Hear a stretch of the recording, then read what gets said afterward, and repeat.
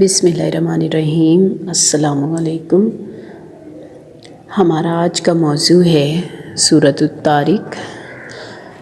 سورۃ الطارق میں اللہ تعالیٰ ارشاد فرماتے ہیں کہ قسم ہے آسمان کی۔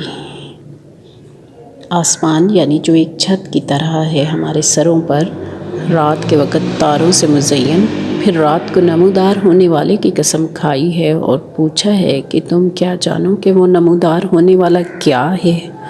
ایک روشن تارا۔ اور بتایا ہے کہ کوئی جان ایسی نہیں ہے کہ جس کے اوپر کوئی نگہبان نہ ہو۔ اللہ ہر ایک کا نگہبان ہے، ہر ایک کی ہر حرکت کی ہر وقت نگرانی ہو رہی ہے۔ وہ دلوں کے خیالات سے بھی واقف ہے۔ اسی لیے کسی دانا نے کہا ہے کہ گناہ کرنا ہے تو وہ جگہ تلاش کر جہاں اللہ نہ ہو۔ ایسی جگہ تو اب ملے گی نہیں کہیں۔ پھر دو لکھنے والے فرشتے بھی ہر ایک انسان کی نگرانی پہ ہیں، جو ہر عمل بھی لکھ رہے ہیں اور ہر عمل کا اثر بھی لکھ رہے ہیں۔ اور آخرت کا یقین دلاتے ہوئے اس سورہ میں فرمایا گیا ہے کہ انسان اپنی پیدائش پر غور کرے تو خود جان لے کہ دوبارہ پیدا ہونا کیا مشکل ہے۔ اس خالق کے لیے انہیں دوبارہ پیدا کرنا بے حد آسان ہے۔ انسان کو ایک اچھلنے والے پانی سے پیدا کیا گیا ہے۔ اللہ کی قدرت ہے کہ ایک بوند سے ایک انسان کی تشکیل کر دیتا ہے رحم مادر میں، پھر چاہے تو اسے مرد بنائے، چاہے تو عورت بنا دیتا ہے۔ وہ قادر ہے، وہ اللہ جو عدم سے وجود میں لانے پر قادر ہے۔ دوبارہ پیدا کرنا اس کے لیے کیا مشکل ہے۔ کوئی بازو اور ٹانگوں سے معذور بھی ہو تو یہ مادہ بنتا رہتا ہے۔ انسان اپنی پیدائش سے یہ حقیقت جان سکتا ہے کہ اللہ جو اسے پہلی دفعہ پیدا کرتا ہے اس کو دوبارہ پیدا کرنے پر پوری طرح قادر ہے۔ اور آخرت کا ذکر ہے کہ اس روز پوشیدہ رہنے والے رازوں سے پردہ اٹھ جائے گا۔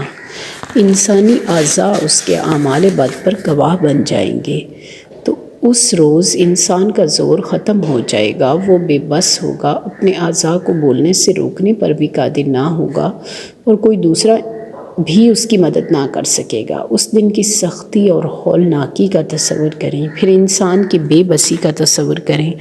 صرف ایک چیز جو اسے بچا سکتی ہے وہ الہام ہدایات کی پیروی میں ایمان لانا اور عمل صالح کرنا ہے۔ اللہ نے پانی کا وسیلہ بھی آسمان اور زمین دونوں کو بنایا ہے۔ آسمان سے بارش برستی ہے، زمین اس بارش سے زندہ ہوتی ہے اور اس میں نباتات کو پالنے کی صلاحیت پیدا ہوتی ہے۔ بیج زمین کی گہرائی میں ڈالا جاتا ہے، پھر زمین شق ہوتی ہے اور پودا باہر نکلتا ہے۔ یہ سب میرے اللہ کی قدرت ہے۔ زمین کی گہرائی میں پانی ہوتا ہے جو انسان نکالتا ہے۔ پانی زندگی کی بقا کے لیے استعمال کرتا ہے۔ غور کرنے کی ضرورت ہے کہ کس طرح اللہ نے ہماری زندگی کے لیے سب ضروریات مہیا کیں اور علم دیا کہ کس چیز کو کس طرح استعمال کرنا ہے، تو اس کی ذات کا شکر ادا کرنا ہر وقت ضروری ہے۔ اللہ آسمان اور زمین کی قسم کھا کر فرماتا ہے کہ یہ بات کوئی ہنسی مذاق نہیں ہے کہ قیامت آ جائے گی اور انسان اس کے آگے جواب دہ ہوگا۔ اللہ نے نبی کریم صلی اللہ علیہ وآلہ وسلم کو تسلی دی ہے کہ یہ لوگ کچھ چالیں چل رہے ہیں اور میں ان چالوں سے واقف ہوں، مگر ان کو شیطان نے غافل کر رکھا ہے۔ یہ اس چال سے غفلت برت رہے ہیں جو میں چل رہا ہوں، جس میں ان کے لیے خسارہ ہی خسارہ ہے۔ تو ان کو ذرا دیر ان کے حال پر چھوڑ دو، اگر ان کو اپنی فکر نہیں ہے۔ یہ اپنی عقل استعمال کر کے اپنے رب کو نہیں جان رہے ہیں اور نبی کریم صلی اللہ علیہ وآلہ وسلم کی تبلیغ سن کر بھی نظر انداز کر رہے ہیں، تو یہ ان کے اعمال بد کے نتائج کے ذمہ دار خود ہیں۔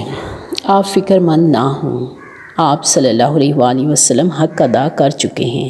اب اگر یہ نہ مانیں تو آپ صلی اللہ علیہ وآلہ وسلم کو اللہ تعالیٰ تسلی دے رہے ہیں کہ آپ خود کو ہلکا نہ کریں، آپ صلی اللہ علیہ وآلہ وسلم ان کا غم نہ کھائیں۔ یہ زندگی ان کی جتنی دیر ہے ان کو ان کے حال پہ چھوڑ دیں، جیسا کہ پہلے بھی فرمایا گیا ہے کہ لا اکراہ فی الدین، دین میں کوئی جبر نہیں۔ ہر انسان اپنے لیے درست راستے کا انتخاب کرے۔ آپ صلی اللہ علیہ وآلہ وسلم خبردار کرنے والے ہیں اور درست راستہ دکھانے والے ہیں، اور ہدایت آ جانے کے بعد بھی جو گمراہ ہو تو اسے اس کے حال پر چھوڑ دیں، اس کا معاملہ اللہ کے سپرد کریں۔ وہ چالیں چل رہے ہیں تو اللہ بھی ان کے ساتھ چال چل رہا ہے، ان کو ڈھیل دے کے، ان کو مہلت دے کے، ان کی رسی ڈھیلی چھوڑ کے، مگر اچانک وہ پکڑ میں آ جائیں گے، تب ان کا کوئی زور نہ ہوگا، وہ بے بس ہوں گے اور آگ کا ایندھن ہوں گے۔ اے اللہ، ہمیں ایسے لوگوں میں شامل نہ کرنا، ہمیں آگ کے عذاب سے بچانا اور درست راستے پر استقامت سے چلنے کی توفیق عطا کرنا۔ آمین ثم آمین۔